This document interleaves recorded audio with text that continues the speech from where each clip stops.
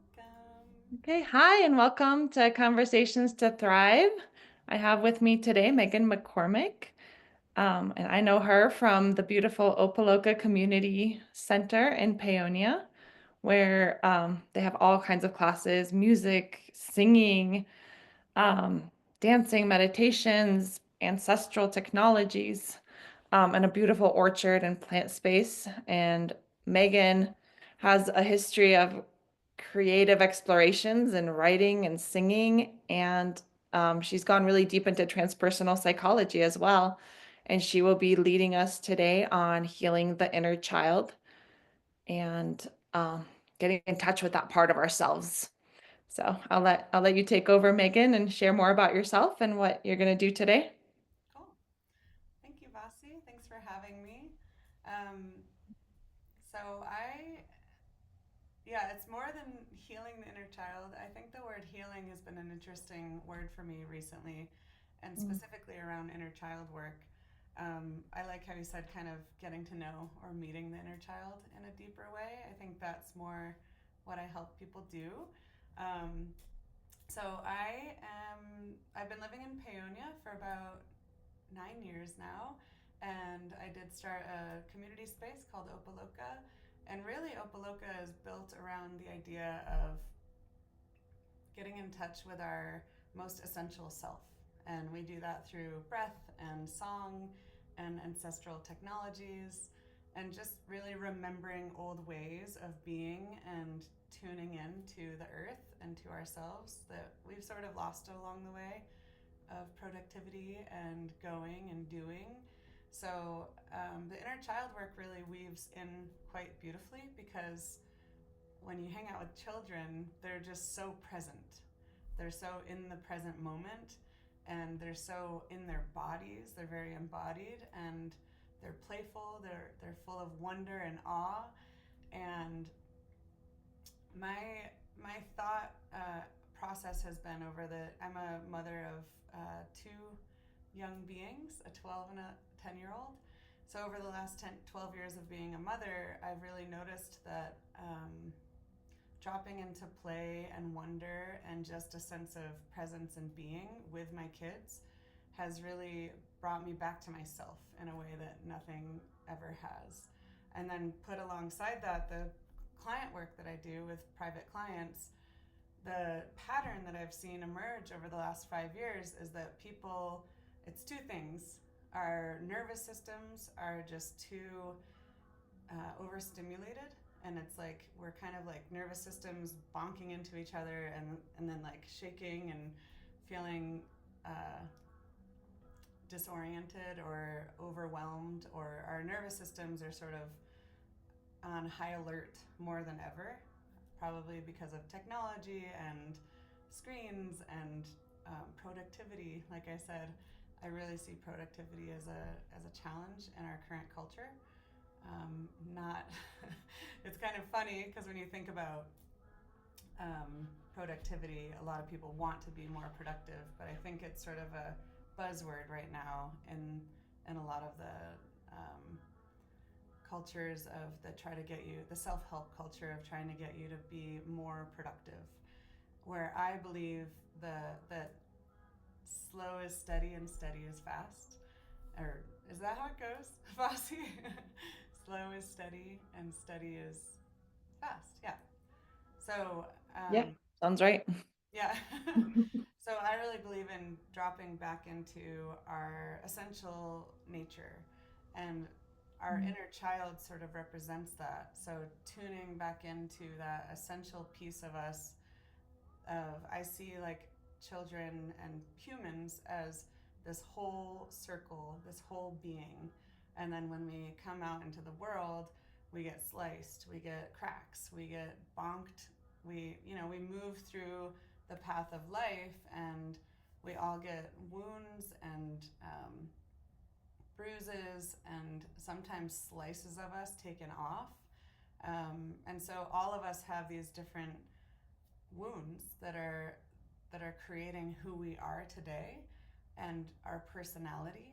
Um, One of the things I've really been dropping deeply into too, our personality is our persona, And a lot of people say, well, that's just my personality. And the reality is, your personality is not who you are in your essential nature. That's your mask, that's your persona, that's the part of you that you grew, or the pieces of you that you adapted to make it in this whirly world through all the things that we have to face.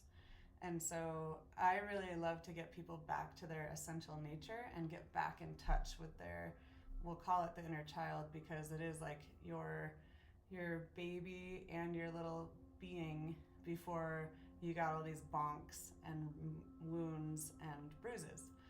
So that's just like kind of a long overview of why I believe that the inner child work is so important. Um, you could call it something else, but I think that the thing that makes the most sense to people is that inner child and reparenting.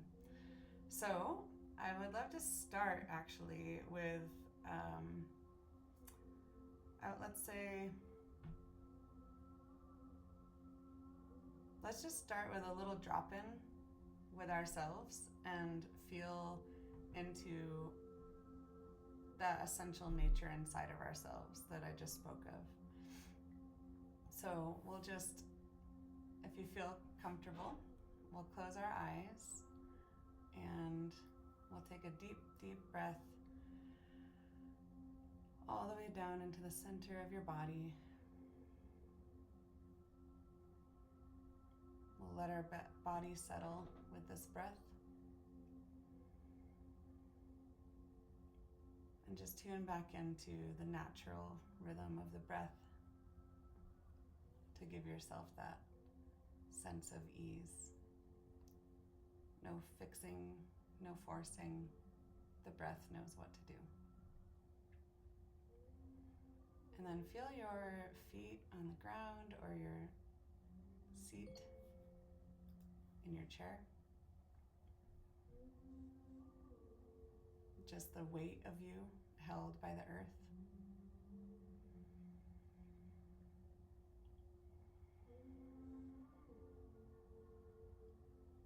Do a soft inhale and then a long exhale, releasing whatever came before today. Now I'd like to walk you through an imaginal realm. So imagine you are walking toward a beautiful clearing. Maybe a forest or a garden, or it's a sunlit meadow. I want you to take in the sensations of this clearing. So you can feel the air on your skin. You can hear pieces of nature singing around you.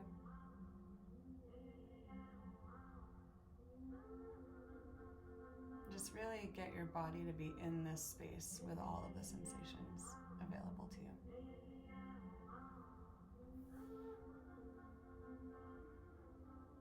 And in this clearing, far in the distance, you see a small figure. It's you, the child version of you. And just notice what this version of you is doing. Maybe they are still, maybe they're playing.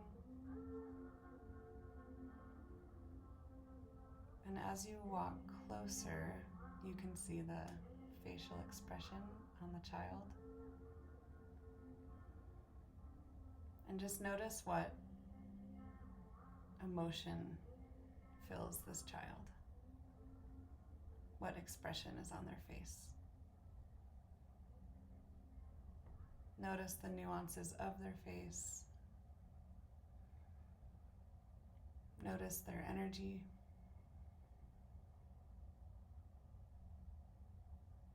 Simply walk toward them, get closer, and if they feel safe, sit next to them. Kind of silently asking them, but that's okay. Now, in this moment, you can offer them your hand if that feels right, or maybe just your presence. I invite you to take a deep breath and think about what validation or affirmation this child may need to hear.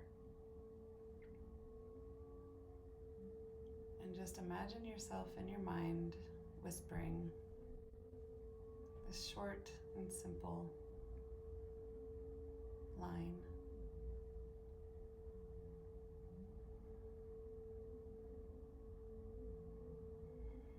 And just breathe with them.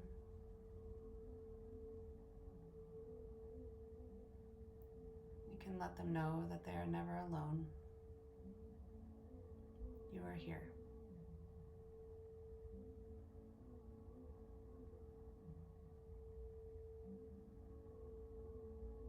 And as you sit with this part of you, take in all the sensations around you. The wind, maybe the warm sun, some birds singing, the animals, the plants.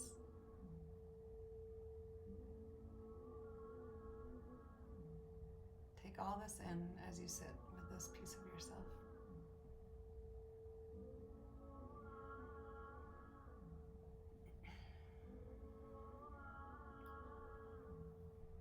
Take 3 deep breaths as you sit in this beautiful connection with this part of yourself. And we'll slowly bring ourselves back into the room, into the present moment with each breath. So with the first breath, you can feel the light on your eyelids. With the second breath, maybe you hear something in the room or something in the room beside you.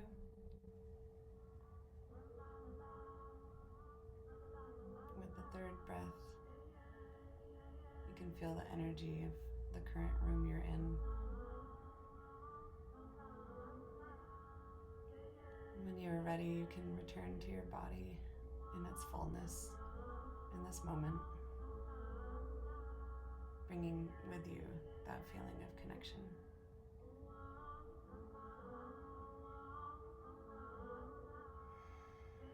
So breathe that into your heart, and you can slowly open your eyes. So I'd love to ask if you feel like sharing, Vasi, what came through, what surprised you,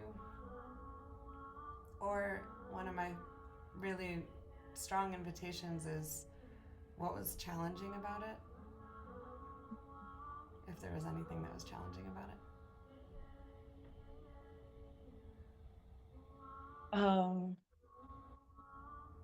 Yeah, I think the challenging part is feeling the sadness that's in my inner child. Like as an adult, yeah, I feel that.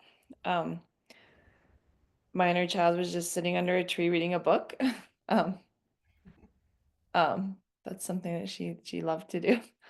Um, but she was also feeling sadness in the moment when I saw her. And the affirmation that she needed to hear was, "You are loved no matter what, and I'm with you." And yeah, I just gave her a hug and just sat with her. Yeah. And it felt really good.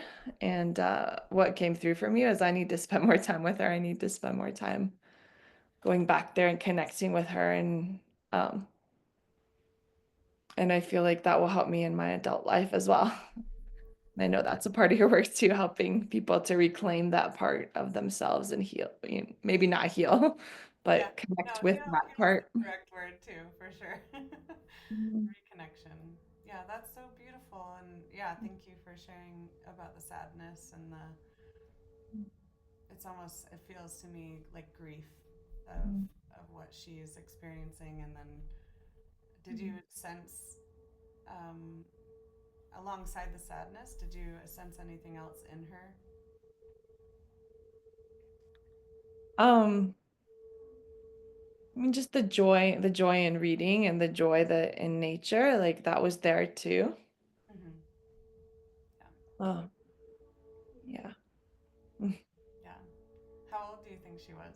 Like when she popped up in your mind's eye, about what age do you think she was? Well, fourth grade, so like 9, 10, something like Okay, that. cool. Mhm. Yeah, and did you have an easy time like tuning into the sensations of where you were and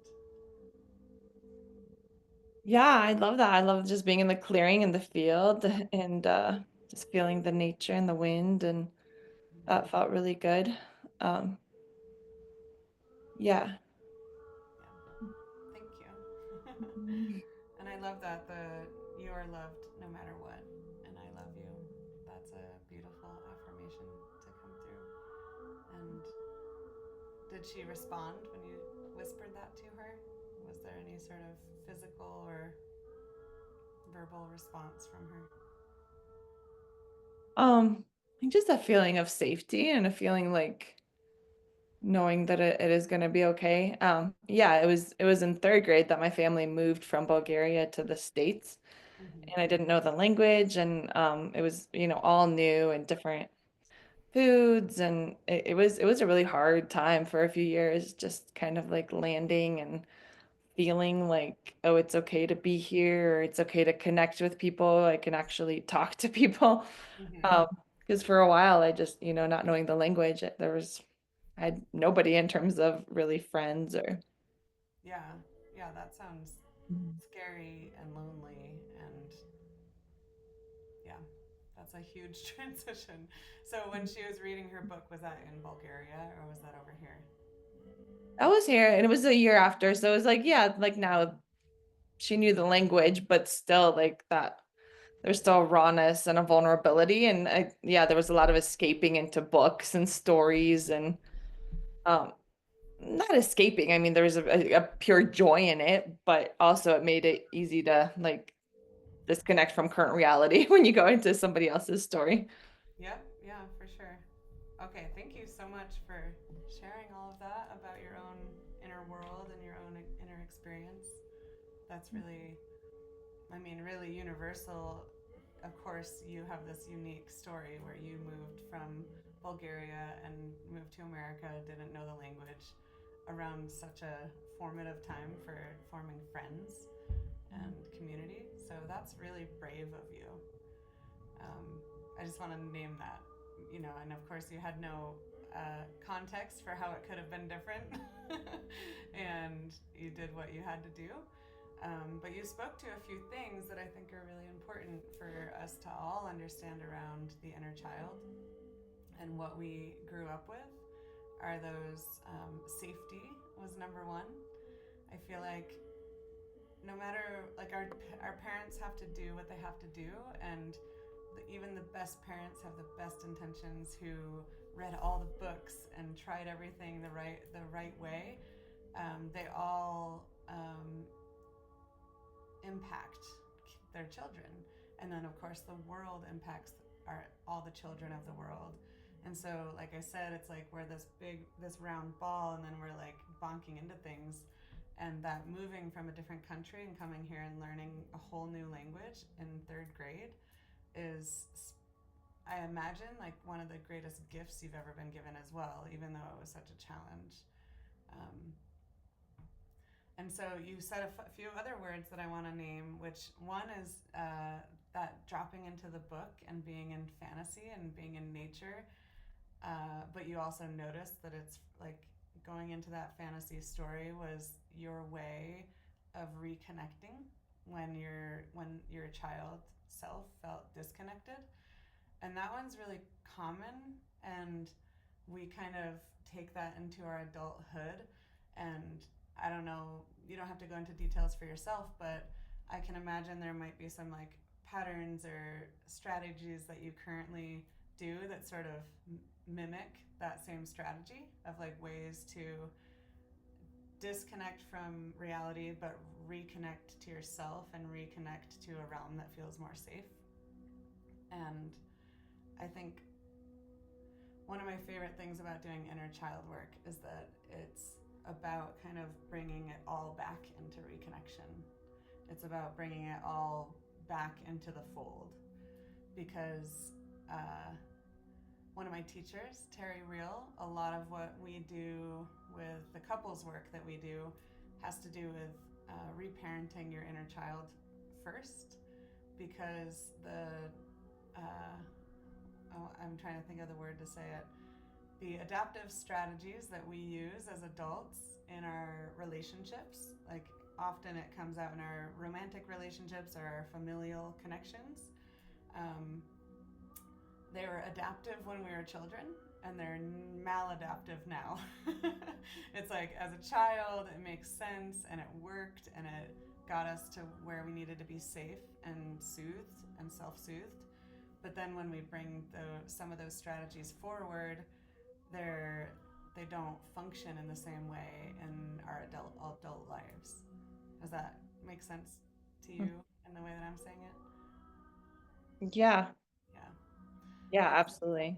And it, yeah, and I'm learning the same thing just working with people who have addiction. Like food was a big one that I would turn to for years mm-hmm, to disconnect or to comfort when life felt too hard or whatever. mm-hmm, Um, but I've kind of developed some strategies that help me with not using food as much, but now I find myself sometimes using like social media. And so I'm mm-hmm. constantly learning all the different ways that I do use to Yeah, disconnect or to escape. yeah, So, yeah, it's exactly. powerful. It sounds really powerful to use that in terms of relationships as well, because that I can imagine how that can interfere with how people connect with each other because they're not connecting with themselves. They're tuning out or Yeah, exactly. They're not connected.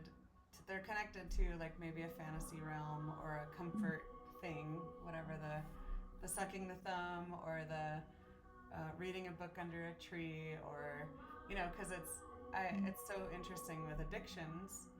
Um, Addictions are really just like really ingrained habits, and really ingrained habits that are not so functional are are it's like almost two sides of the same coin. And of course, like I always say, and I think you and I have talked about this, like some people can kind of champion some addictions over others. Like if you're addicted to working out, people like in this culture will celebrate you.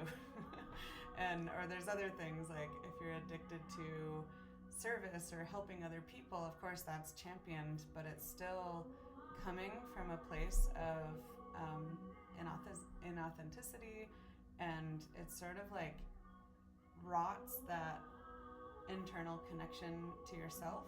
And then what really leads into is like self resentment and shame. And so that brings me into the next piece of why I think it's so important to do inner child work, is that we're born into the world we're born into. We're born into the family we're born into.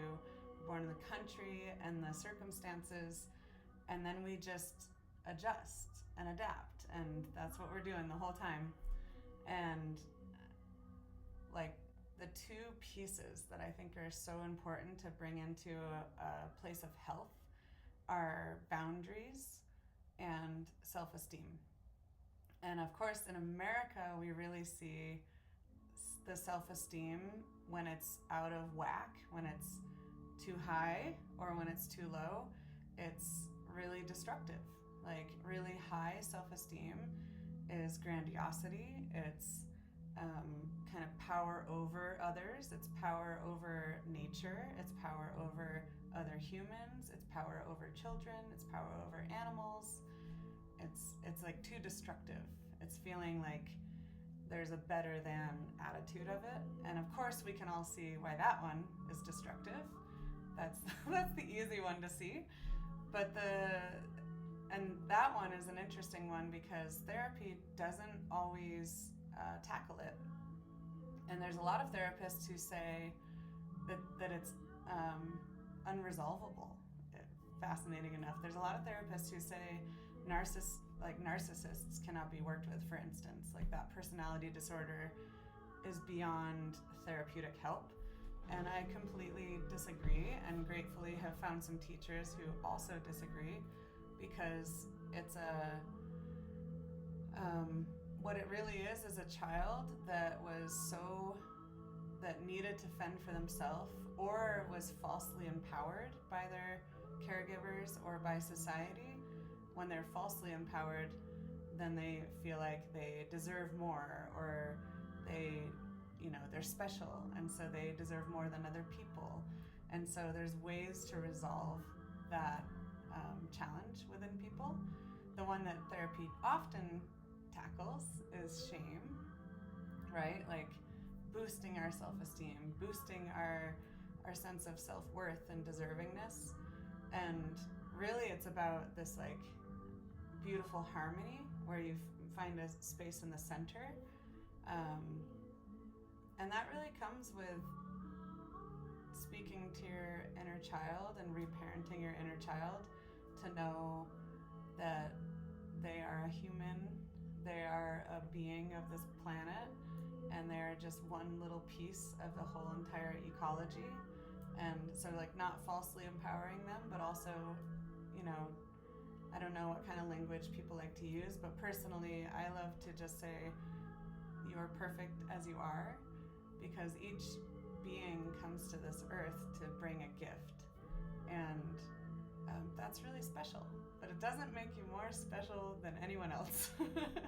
And I think that's like a really important balance to offer our inner children, right? Like, I don't know about you, especially being in the kind of healing realm, but there's a lot of self-help and personal development stuff that's almost like too empowering, too individualistic, and too self-empowerment focused.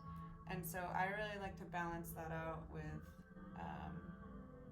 just recognizing the ecology that we live in, and helping people when they go back to speak to their inner child, when they go back to heal these different pieces of themselves, to not falsely empower their inner child, because it's like the pendulum just swings to the other side in that way, and then it's almost like you become the bully that hurt you when you were a kid.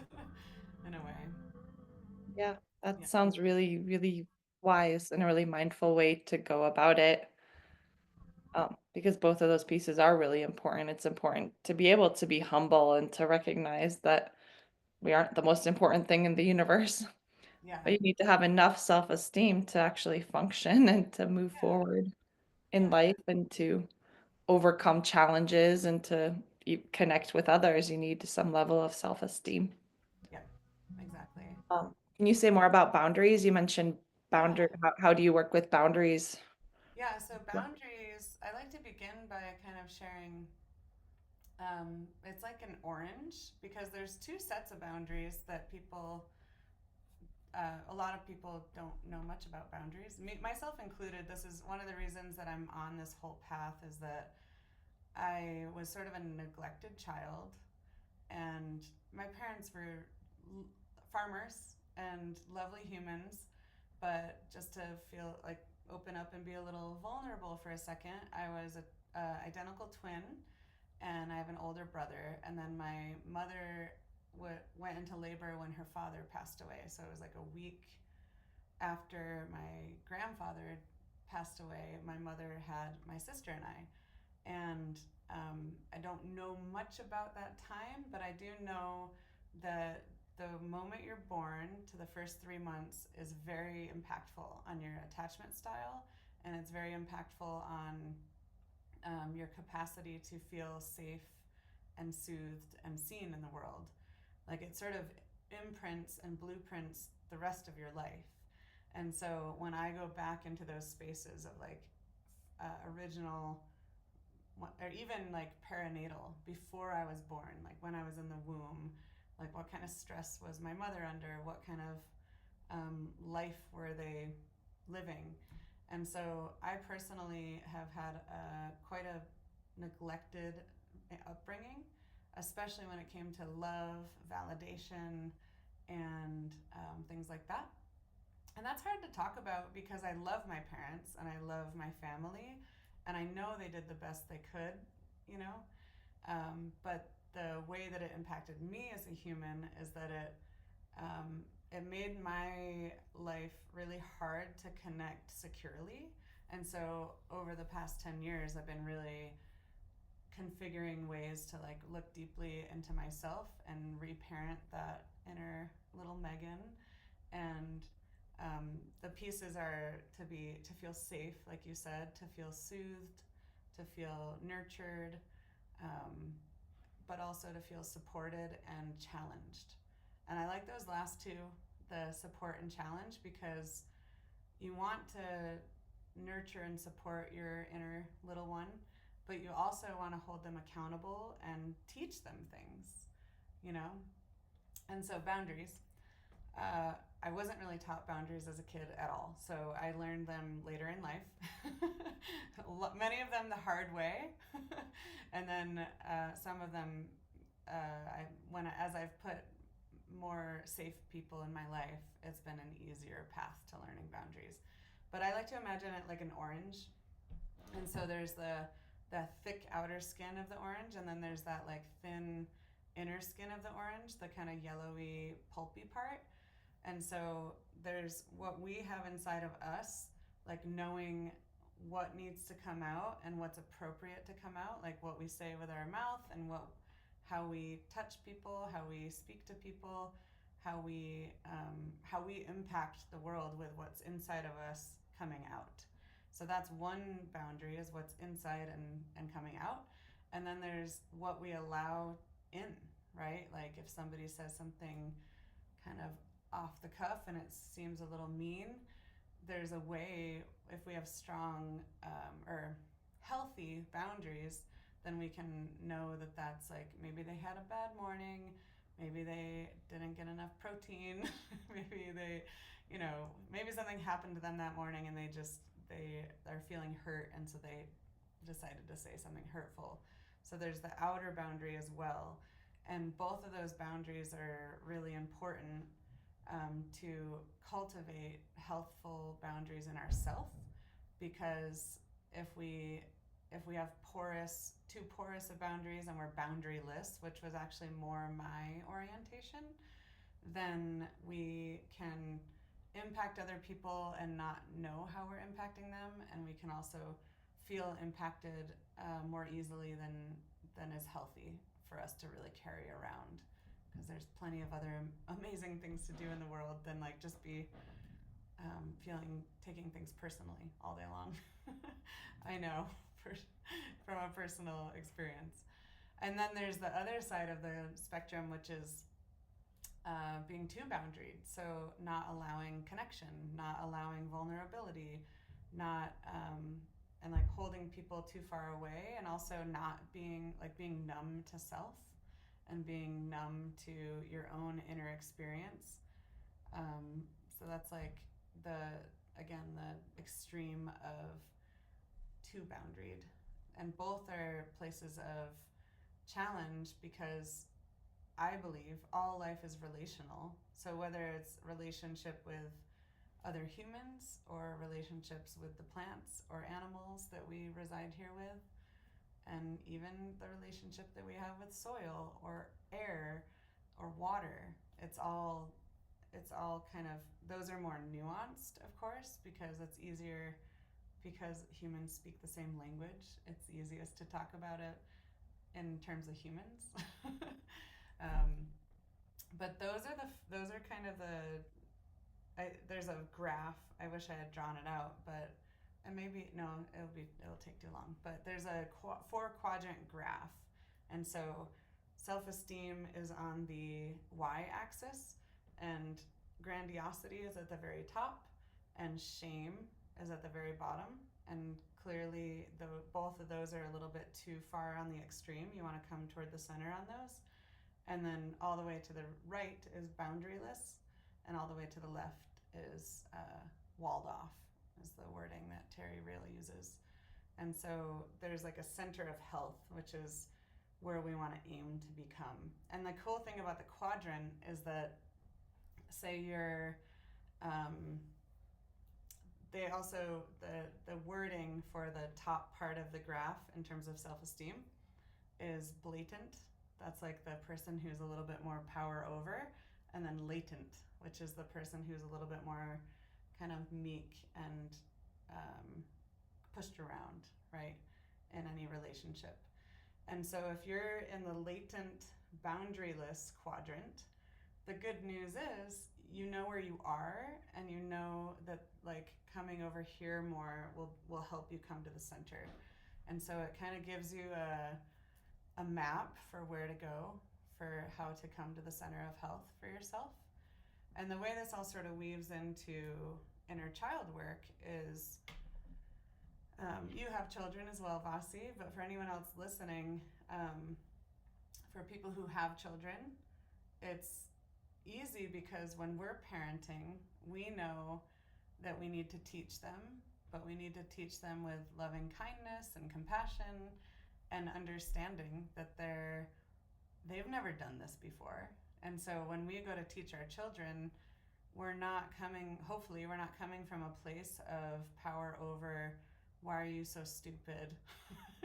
We're teaching them tenderly, and we're teaching them with, oh yeah, that makes sense that you don't know that yet. Even stuff that we feel like we have to teach them 1,000 times, there's certain things that take quite a while to learn, and it's our job as parents to come to them with compassion and understanding, but also come to them with a strong accountability, because we want them to learn and we want them to step forth, and we're teaching them so that for the future they can have these skills in their relationships, and when we kind of push them out of the nest. And I remind my kids of that all the time, because they'll say things like the kids say, like, that's not fair. and I'll admit, I'll say life's not fair. But what I try to say to them is, this is not to punish you or make you feel bad. Like, this is really, we're teaching you for future moments.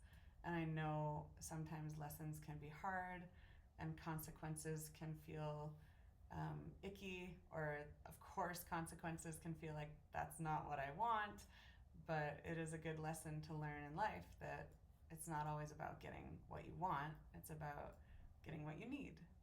And so when it comes to having children, it's really easy to learn how to reparent yourself, I'd say, because you can see in that child like what works, what doesn't, because they're not in their prefrontal cortex. Like, the front part of our brain, our executive functioning, that forms for a lot of women, it forms around 12, 13, 14 when we go into our womanhood. For men, the executive functioning and prefrontal cortex doesn't always form until sometimes 25. And one of the evolutionary reasons for that is that men were traditionally the ones that were sent into battle, and so evolutionary wise, we didn't really want men to think too much about things. We wanted them to run into battle and fight the foe. And so that's kind of evening out. Like, there's more men that their executive functioning and prefrontal cortex is coming online earlier, but women, we traditionally have had it earlier because once we can bear children, we need to take care of the children, and we need to be more of a functional adult at a younger age. And so that's a fascinating kind of brain thing. That's really interesting. I never heard that before. That's a really interesting. Yeah, if you look back to your like high school years and you can think about the men or the boys that you were friends with, and this is true for me at least, I believe my executive functioning came online when I became a woman, which is around 13. And I remember I was friends with boys who were more feminine because I could connect with them. But I think now that I look back on it, I'm like, I think that their brains were developing at the same pace as mine. And there are a lot of boys who I was like, I don't even understand what planet you're from. Because they weren't thinking rationally, logically, 10 steps ahead. They were thinking in the present moment all the time. And they didn't have as much like fear response. So those are the kids who would jump off the waterfall that was 75 feet tall, or you know, those are the ones who are like adrenaline seeking and not afraid of things. So anyway, if you look back, you can kind of like track in your own life who those people were. Yeah, totally. Yeah, and I knew about the PFC coming on later for boys, but I'd never heard that that was biologically because of the Yeah, battle. Oh, yeah, that's really interesting. I want to go back for a minute for to what you said about parenting your own kids with love and compassion and accountability. And I think that's so powerful and important that because I think some healing modalities really go too far on one side or the other. It's either accountability, but they forget about the love and compassion, yeah, or it's, oh, let's nurture the inner child, but let's never hold them accountable. yeah, Um, yeah. That's a good yeah. point. I really believe in the paradox of life. Like the life is so complex, and we have to hold both at the same time. And that's one of my favorite polarities is compassion and accountability. And so thinking about it, like if your child does something wrong or something that you're like, oh, they definitely can't keep doing that, or that won't work out super well for them. You can. My favorite way in is to sit in the seat of the child and think, huh, I wonder what they were thinking. I wonder what they were feeling. I wonder what was going on for them. And that's how you can sit in the seat of empathy and compassion for them first, and then to connect to them through that space. So, of course, like, especially if a child does something really shocking, like maybe they do something that's against the law, or they steal, or they hurt somebody, or they do something that's like, they should know that this is bad or evil. Like maybe even like they do something evil, right? I think parents can often feel like, oh no, my kid's a bad kid. But the reality is that our society has created all of these laws and rules and, bumpers for people so that we can exist in society together. And our job as a parent is to help them stay within the safety of those bumpers, both for themselves and for others, right? Like, but like, I take one for example, like kids stealing from the grocery store. Like, what child has not seen a candy bar and been like, oh, that looks so yummy and nobody's looking? Foink! Like, there's so many instances, and I'm sure there's like tons of stories where you can learn that or you can hear that. And so coming to that child and saying, I can imagine that you know, I know we've been holding you back from eating sugar lately because we felt like you're eating too much sugar. And I bet you had this moment where you felt like I could have that chocolate and no one would ever know because no one saw me. So, like, connecting to them from that compassionate, empathetic, like sitting in their seat place, and then following up with the accountability piece of, and the store owner, purchases all this inventory, and this is they make their living off of this. And the reason we have this rule of you have to ask before you eat sugar is that we want to help you self-regulate, because like a bear would eat an entire jar of honey if he found one. Like, we got to hide the jar of honey from you because otherwise you would just eat infinite sugar, you know?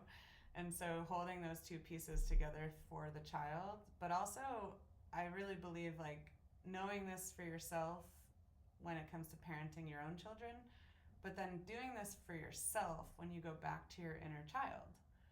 Like, you can't just go back to your inner child and only give them love and compassion and empowerment, because you still want them to form into the functional adult that maybe perhaps, like my mom specifically had so much strict disciplinarian action, but it was missing that compassion piece.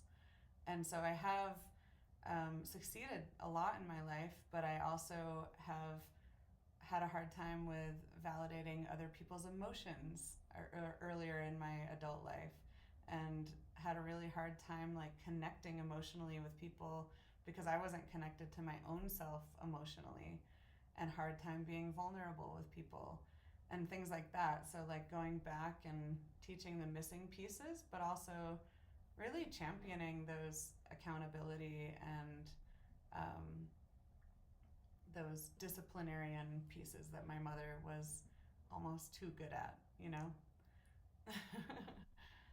And so that's I have here, I want to kind of share this really quick, the 4 pillars of reparenting, um, when we go back to our younger self, is listening. I think that's number one. And I think that all humans could learn better listening skills, because it's not just letting someone else speak for a few minutes. There's like 7 levels of listening that you can learn. So, really listening to the child with your body and with your energy and with your heart and with your mind, and really listening to understand, and listening to feel what they're feeling, so that you can really get that compassion and empathy piece right.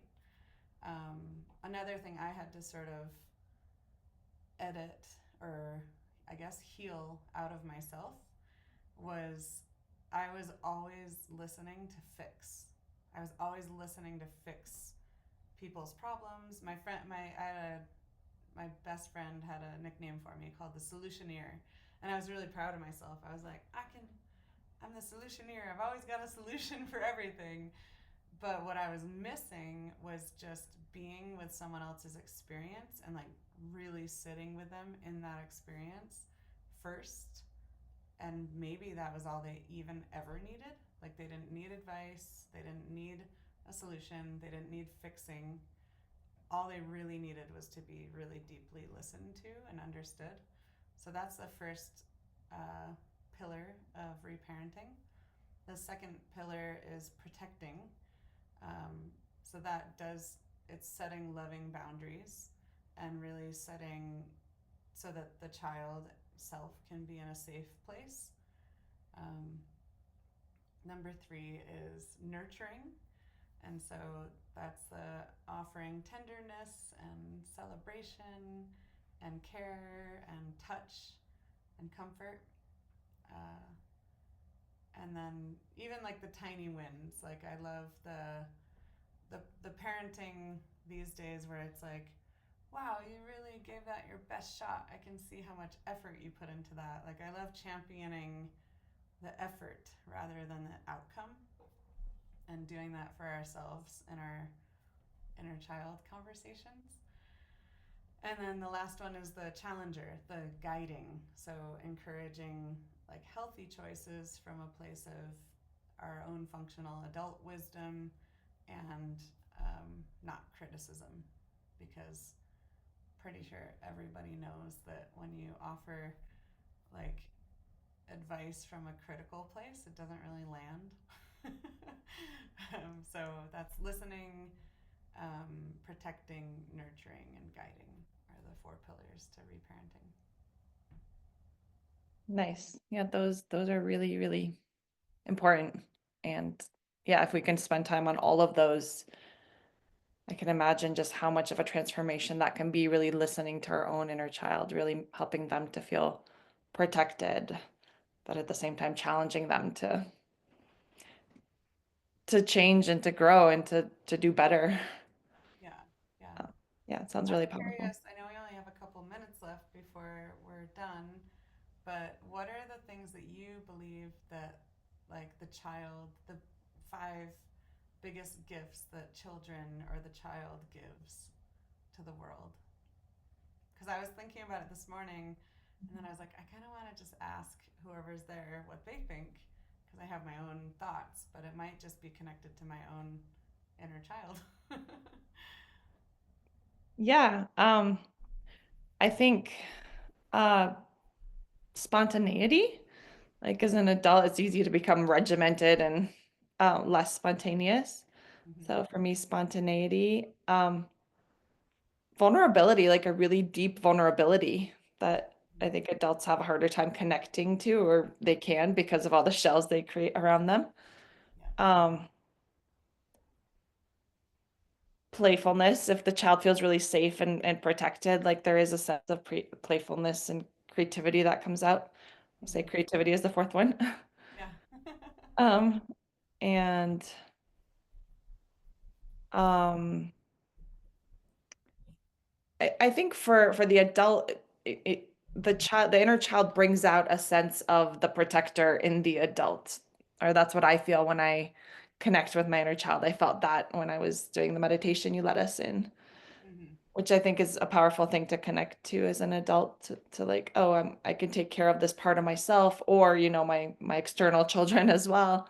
Yeah. But I love how you connected those two, the inner child and the outer child, that we can learn so much Yeah. from taking care of our external children, Hmm. like how we can connect with our own Yeah. child. So I appreciate that.